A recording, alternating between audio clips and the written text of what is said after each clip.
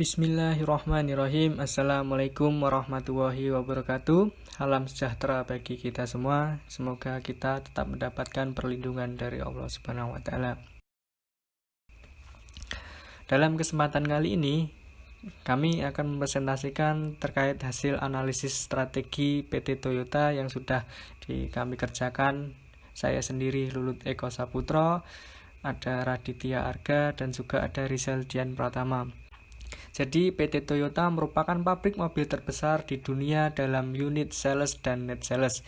Pabrik terbesar di Jepang ini menghasilkan 8-8,5 juta unit mobil di seluruh dunia tiap tahunnya. Untuk mencapai itu, perusahaan ini memiliki visi dan misi perusahaan. Misi perusahaan yaitu menjadi perusahaan otomotif yang paling dihormati dan sukses di kawasan Asia Tenggara dengan memberikan pengalaman terbaik dalam kepemilikan kendaraan. Untuk mencapai itu, perusahaan memiliki sebuah misi antara lain yang pertama menyediakan produk dan jasa yang berkualitas tinggi, yang kedua membangun karyawan yang berkompeten, yang ketiga memperkuat kolaborasi dengan produsen, yang keempat mengembangkan operasional perusahaan yang sehat dalam segala aspek. Masuk kepada analisis pertama, eksternal makro. Yang pertama adalah peluang. Yang pertama, terbukanya pasar dalam negeri. Yang kedua, paket teknologi. Yang ketiga, terbukanya pasar ekspor. Yang keempat, pengaruh penghargaan yang mengangkat citra perusahaan. Yang kelima, pasar tenaga kerja. Yang keenam, ekspor. Yang ketujuh, kontrak dengan departemen pemerintah. Yang kedelapan, dapat menawarkan diskon. Analisis eksternal makro yang kedua berupa ancaman. 1. Pengaruh kebijakan pemerintah. 2. Intensitas persaingan. 3. Pengaruh produk kampanye ramah lingkungan. Yang keempat, kelesuan ekonomi dalam negeri. Yang kelima, pengaruh lambatnya ekonomi global. Yang keenam, barang substitusi. Selanjutnya terdapat analisis eksternal mikro. Ancaman pendatang baru. Toyota selalu melihat kompetitor agar tidak kalah saing dalam produknya. Yang kedua, ancaman produk pengganti. Konsumen selalu mencari produk yang semakin canggih, maka Toyota selalu berusaha meningkatkan kualitas produknya agar menarik konsumen. Selanjutnya, kekuatan tawar-menawar pembeli. Toyota menawarkan banyak sekali produk untuk konsumen. Analisis internal dibagi menjadi 4, manajemen SDM, produksi, pemasaran, keuangan. Manajemen SDM, kekuatannya, yang pertama, struktur organisasi perusahaan yang baik. Yang kedua, SDM yang memiliki keahlian di bidangnya. Kelemahannya, yang pertama, masa depan karyawan. Yang kedua, produksi, kekuatannya, yang pertama, keberhasilan pengembangan produk. Yang kedua, penerapan teknologi yang canggih. Yang ketiga, penggunaan logam 75%. Kelemahannya, mesin import. Yang ketiga, pemasaran. Kekuatan berupa 1. Efektivitas saluran distribusi. Yang kedua, efektivitas penerapan promosi. Yang ketiga, nama Toyota sudah melekat di konsumen. Kelemahannya berupa sistem inden yang mengecewakan konsumen. Kemudian informasi pasar. Selanjutnya, yang terakhir, keuangan. Kekuatan, jumlah modal dan profit yang tinggi. Analisis internal selanjutnya akan membahas manajemen, marketing, keuangan, dan akuntansi berupa kekuatan dan kelemahannya. Kekuatan manajemen yang pertama, mengembangkan inovasi melalui pelatihan dan penelitian berkelanjutan dengan tujuan untuk tetap stabilnya produk yang dikeluarkan dari perusahaan. Yang kedua, SDM yang memiliki kemampuan yang dapat dipercaya dan memuaskan dalam proses perencanaan, produksi, sampai ke promosinya. Kelemahan berupa keberlangsungan karir karyawan yang susah karena persaingan ide dan gagasan yang banyak diberikan oleh orang-orang yang memiliki posisi dan kemampuan yang menjanjikan. Yang kedua, beberapa faktor yang dapat dengan mudah mempengaruhi proses keberlangsungan PT, kebijakan pemerintah, plagiarisme, keberlangsungan penyaluran distribusi, dan lain-lain.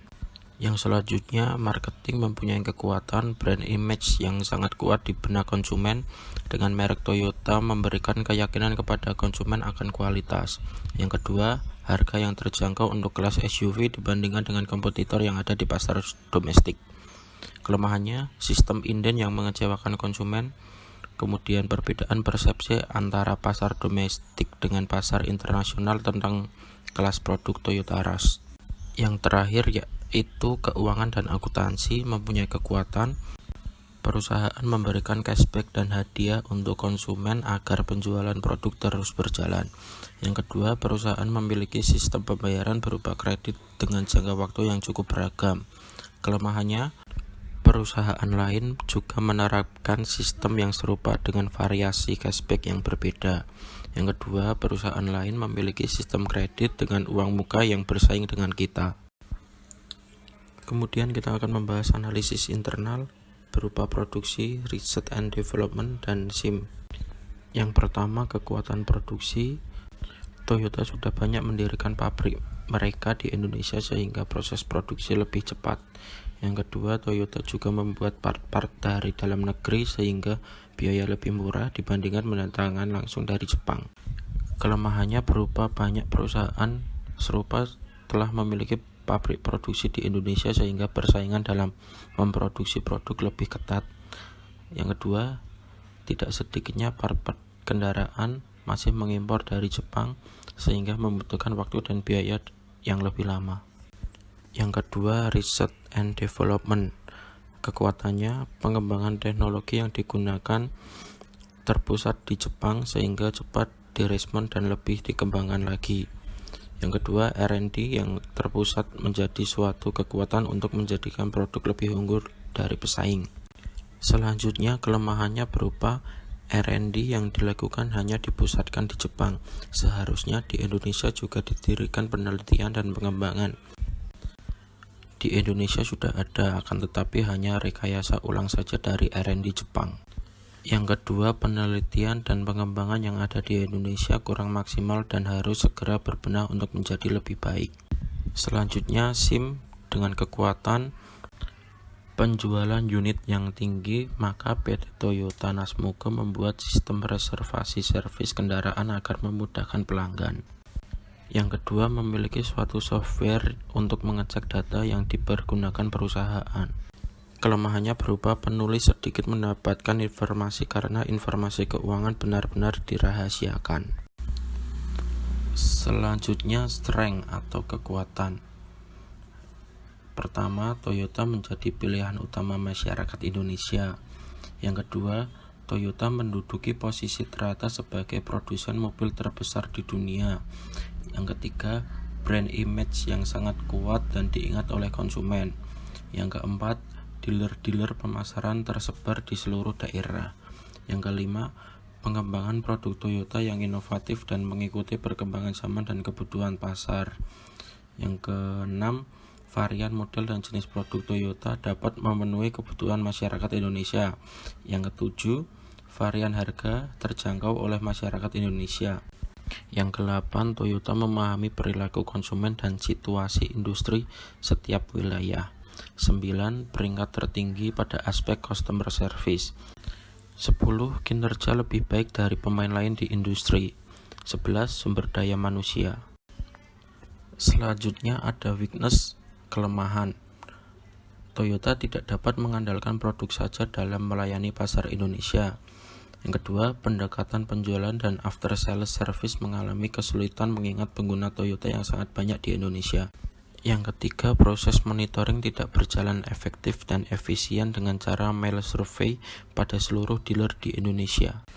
Berikutnya terdapat threat atau ancaman. Yang pertama, banyaknya kompetitor.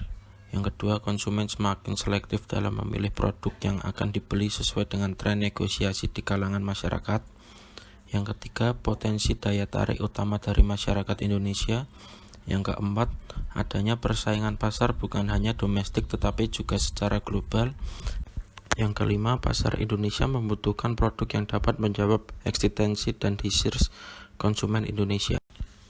Berikutnya, opportunity atau peluang. Yang pertama, pengembangan industri otomotif di dunia global untuk 10 atau 100 tahun dari sekarang. Yang kedua, membuat terobosan dari segi pengembangan produk maupun proses operasional untuk meningkatkan kepuasan pelanggan. Yang ketiga, membangun basis produksi Indonesia menjadi produksi utama secara global. Yang keempat, masyarakat Indonesia lebih memilih kendaraan pribadi dibandingkan transportasi umum. Yang kelima, memenuhi kebutuhan pasar domestik dan luar negeri. Yang keenam, pembangunan pabrik baru untuk mesin passenger car dengan kapasitas sebesar 216.000 mesin setiap tahunnya. Yang terakhir, menguasai pasar Indonesia dengan baik, memberikan kontribusi pada kemajuan Indonesia. Untuk analisis yang berikutnya yakni analisis BCG pada perusahaan Toyota. Analisis BCG memiliki 4 poin. Yang pertama yaitu question, star, cash cow, dan dog. Untuk yang pertama question, pada kuadran ini perusahaan Toyota tidak menunjukkan pangsa pasar yang relatif rendah, dan di Indonesia untuk produsen mobil yaitu tidak bersaing dalam industri yang pertumbuhannya pesat. Dilihat dalam bahwa produsen mobil yang dikeluarkan perusahaan Toyota merupakan market leader transportasi di Indonesia karena memiliki brand yang kuat di benak konsumen dan merupakan perusahaan transportasi umum yang mudah didapat. Kemudian untuk yang kedua yakni star, perusahaan memiliki hubungan jangka panjang dilihat dari peluang yang baik dalam hal pertumbuhan dan laba di mana mempunyai pangsa pasar yang tinggi di mana produk yang dikeluarkan perusahaan Toyota digemari oleh semua kalangan sehingga bagi perusahaan memerlukan investasi yang besar. Untuk yang poin berikutnya yakni cash cow. Pada cash cow, perusahaan Toyota memiliki pangsa pasar yang relatif tinggi, tetapi bersaing dalam pertumbuhan pasar industri yang lambat, sehingga menghasilkan pendapatan yang dapat banyak macam jasa yang semakin pesat. Untuk yang berikutnya, dog. Toyota juga memiliki produk yang kurang diminati, seperti contoh Toyota Sienna, yang kalah saing dengan mobil pabrikan lain karena memiliki kekurangan tersendiri daripada para pesaingnya. Untuk yang selanjutnya, yakni alternatif strategi perusahaan Toyota dalam menghadapi pasar global yang semakin kompleks, terutama pasar untuk mobil dunia yang semakin padat oleh pesaing-pesaing. Toyota perlu mengembangkan strategi khusus, terutama di bidang produksi, pemasaran, penjualan, dan penetapan harga atau pricing, serta CSR policy. Setelah kurang bersinar di mancanegara, tiada henti inovasi baik dari segi mesin, kerangka, dan terutama desain mobil terus dikembangkan dengan menyesuaikan pada hasil riset terhadap kebutuhan konsumen. Inovasi ini dilakukan agar Toyota dapat memenuhi tujuan utama yaitu dapat menciptakan ever better cars untuk para pelanggannya. Berbagai alternatif strategi yang dapat dilakukan seperti integrasi ke belakang, integrasi ke depan, integrasi horizontal, penetrasi pasar, pengembangan produk atau pengembangan produk Toyota. Kemudian strategi terpilih. Toyota harus melakukan inovasi-inovasi baru untuk terus meningkatkan kualitas dan kuantitas produk mereka. Selain itu, Toyota juga harus dapat menciptakan situasi kerja yang lebih nyaman bagi karyawan agar karyawan lebih loyal pada perusahaan. Toyota harus gencar melakukan pengembangan pasar agar meningkatkan profitnya.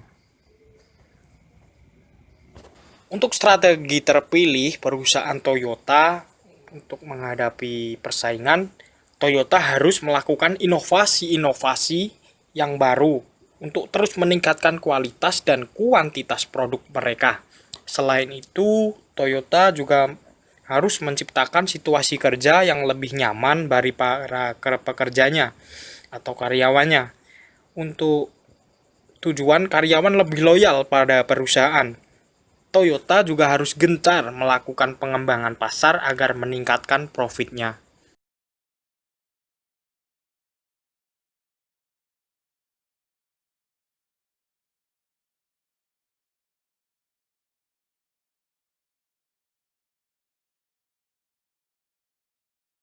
Demikian presentasi dari kelompok kami tentang manajemen strategi perusahaan Toyota. Terima kasih. Wassalamualaikum warahmatullahi wabarakatuh.